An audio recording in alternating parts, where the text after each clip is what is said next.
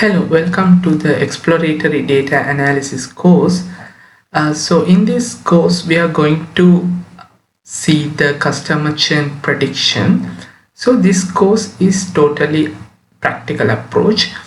So I'm going to use a Jupyter notebook for this particular course. So for that, I'm just going here and typing CMD for command prompt, and I'm typing Jupyter notebook and pressing enter. So in here I'm going to OneDrive desktop. So I'm accessing my Jupyter notebook. So you can also download and install Jupyter notebook. So rather than that, you also can use Google Colab for this particular project. So I'm going to teach this particular course in a practical approach. So in this course, we are going to do the customer churn prediction project to understand exploratory data analysis very well. So I'm going to teach the code one by one. So in first cell, I'm importing the necessary libraries. That means for the task, I need some functions. So that I need to import some libraries. For an example, you need a book, so you're just going to a library to get the book. Same way, I also need a function to perform a task, so that I'm going to import the library. So I'm importing NumPy, Pandas, Seaborn and Matplotlib libraries. So next, I'm reading my data set pd.read cs underscore csv. So I am using here telecom customer churn CSV data to perform this particular exploratory data analysis. So this is my data sheet. I have customer ID, gender, senior citizen, partner, dependent, like these kind of columns in my data set. So you need to understand your data set first to perform this EDA. Next, I am displaying the first 5 rows of this telecom customer churn data. So I'm using telecom churn data.head code to perform that one. So next, I'm getting the shape of my data set. So dimension of the data set is like 7043 rows are there and 21 columns.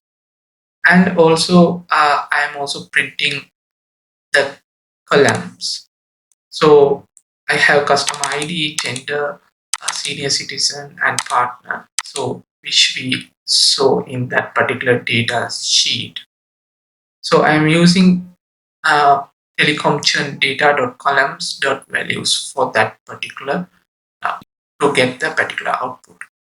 So next, the telecom churn data.d types. That means data types of every single column. So you can see the customer ID is object and also the tenure is integer. So likewise, I'm getting for all columns.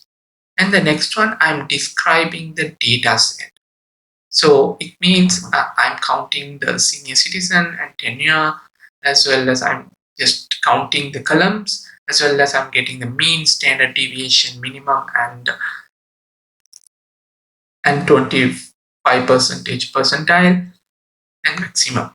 So now I'm plotting the count of the churn variable. Churn means the customer is a churn in the future or it's already churn. Churn means the customer is still there or is customer just removed from the system. So in here I'm going to count the churn and plotting as a bar horizontal chart. So I'm giving the figure size in comma 6 and I'm labeling the Y label and X label. So So the label padding is also I'm giving 10. So in here I'm getting this kind of particular graph. So the next one is counting the occurrences of each category in the churn variable. So I'm counting here how many no are there and how many yes are there. So here the no are this customer is retained. Yes is the customer is churned because the customer is no more there in our system. So next one is printing the summary of the telecom customer churn data. So for that I'm using a dot info verbose equal true. So I'm getting how many null non-null values and the data types.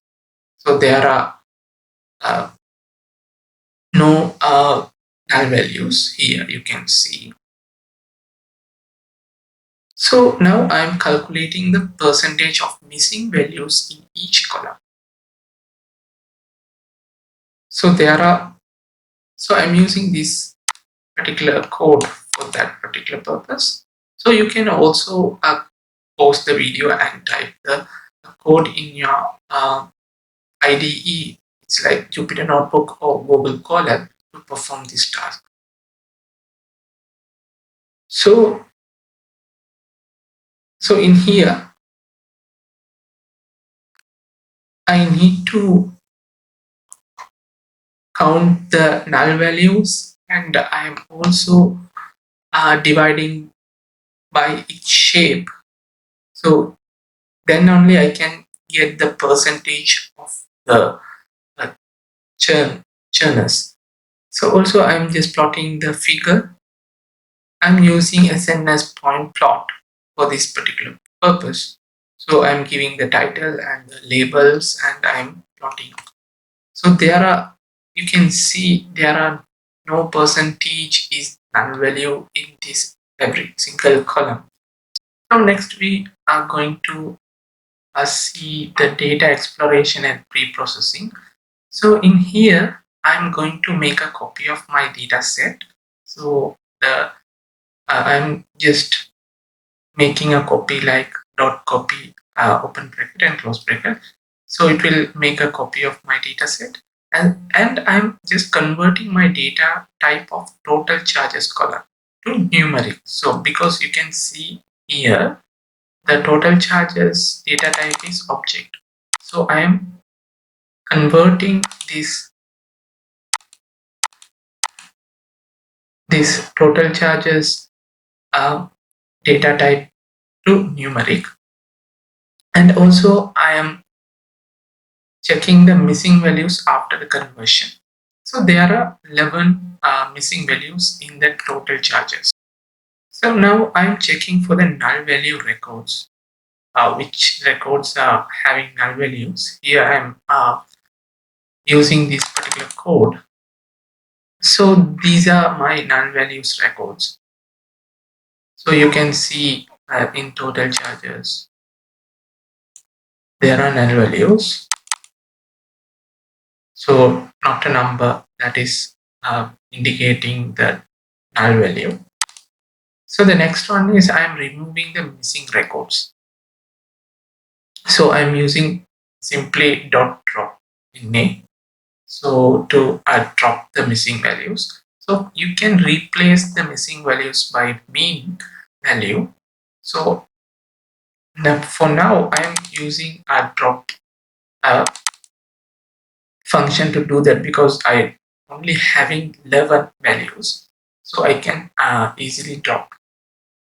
So if the missing values are larger, you can also replace your missing values by me.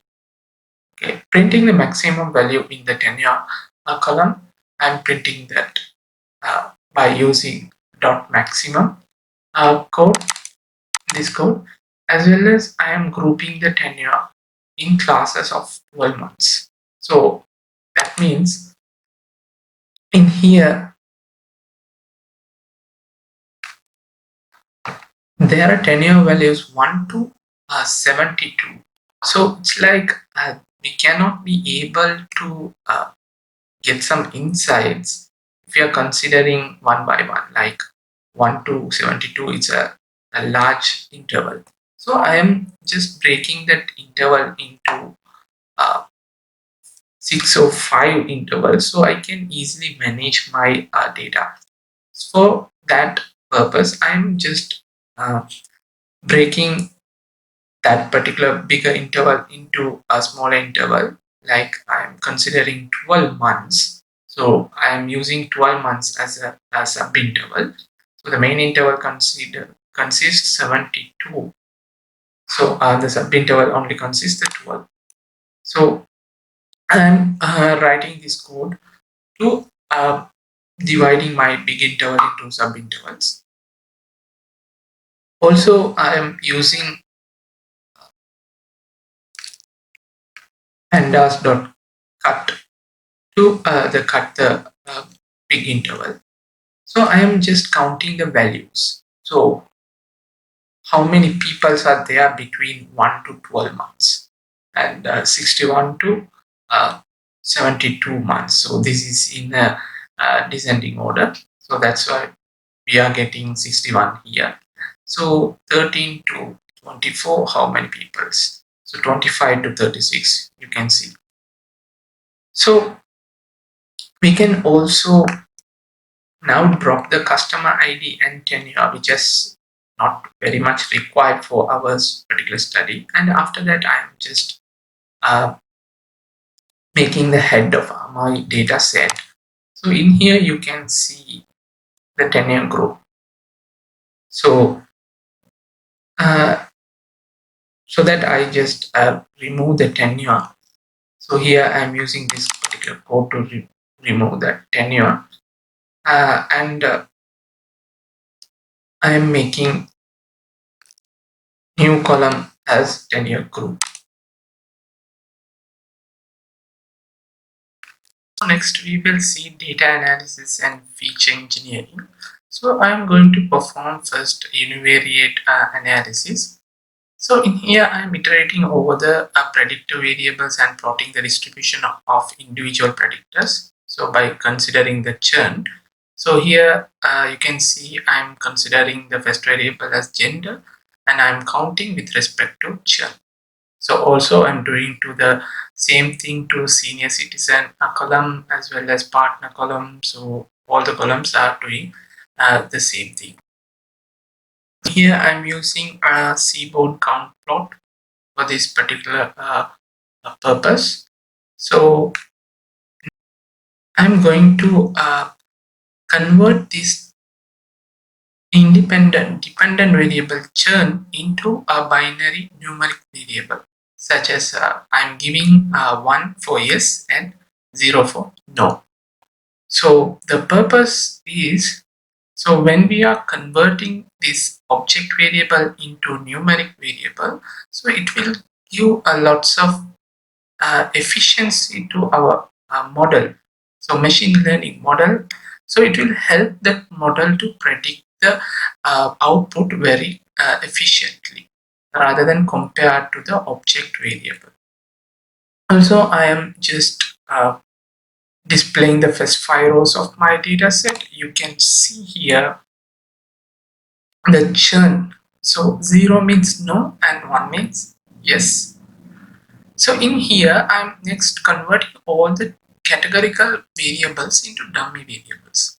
So the use of this particular thing is, for an example, I am having a column called color. So in this particular column, I have red, blue, yellow, and green. So I need to consider this particular categorical variable. So I need to convert this categorical variable into numeric variable. For that, I'm just giving a red as 1, blue as 2, and yellow as 3, and green as 4. So there is a particular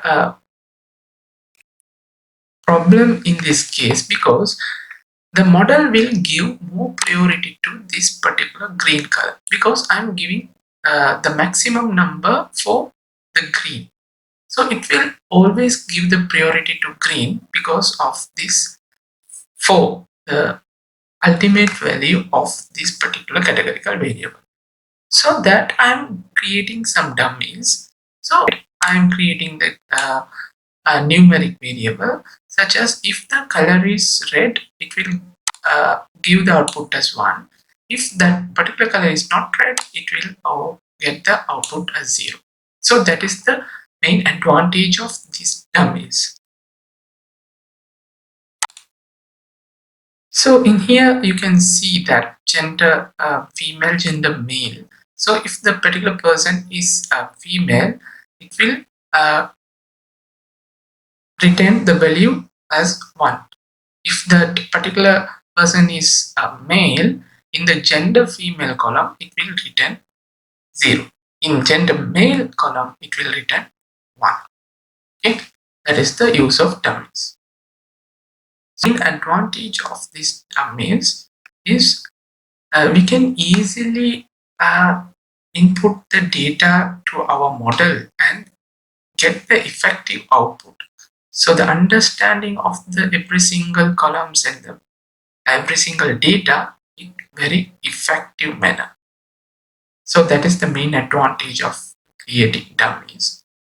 So the next one is I'm using the IM plot using Seaborn library by considering the total charges and the monthly charges. So I am making a connection between the total charges and the monthly charges. So obviously, when monthly charges increases, the total charges also increase.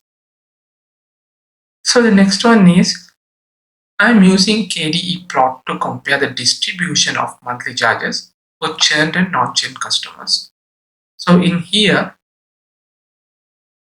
this is the distribution, so the density. So I'm considering here monthly charges only. For the churn, so we only consider churn because those are the people will churn or churned already. So we need to create some inputs or we need to create some facilities to retain that particular customer. So in here, if monthly charges increases, churn also increase. So next, I'm using a KD plot for compare the distribution of these total charges. Okay, so this is unexpected. So because when the total charge is lower, the churning is high. So this is an unexpected insight. So some of the insights are total charges increases as monthly charges increases. And also the churn is high when monthly charges is high, that is obvious. And higher churn at lower total charges. This is an unexpected one. So after that, I'm creating a bar plot to display the correlations of the variables considered to the churn variable. So in here, I'm using the bar plot. So there are some variables which is more influencing the particular dependent variable churn. So only the churn is dependent variable, others are independent variables. So in here, I'm getting some insights. So the analysis suggests that following factors are associated with high churn rates. So you can see contract month to month contracts and lack of online security. So these are uh, very much influencing in the churn rate, as well as some of the following factors are long-term contracts, subscription without internet service. So it will influencing uh, low churn rates. And also the factors such as in the availability of phone services and number of multiple lines have almost no impact. You can see here. So we can't say there is no impact because they are also creating some impact. So if you need, you can also remove that particular columns. So if that particular columns are not impact on the uh, dependent variable. So also I am creating the heat map. So this is only for the visualization. So you need to color code. You need to use the color code to identify the impact of that independent variables. So next I'm going to perform the bivariate analysis. So now I'm creating some two new data frame, which is for the churn equals 0 and churn equals 1. So I am creating two separated data sheet. So next I'm defining a function to create a customized count plot using Seaborn. So these are the code. You can also go through this code. So if you cannot be able to understand, you can also use AI tools to get some explanation. So it will take lots of time if I'm going to explain this every single code. So this is the plot.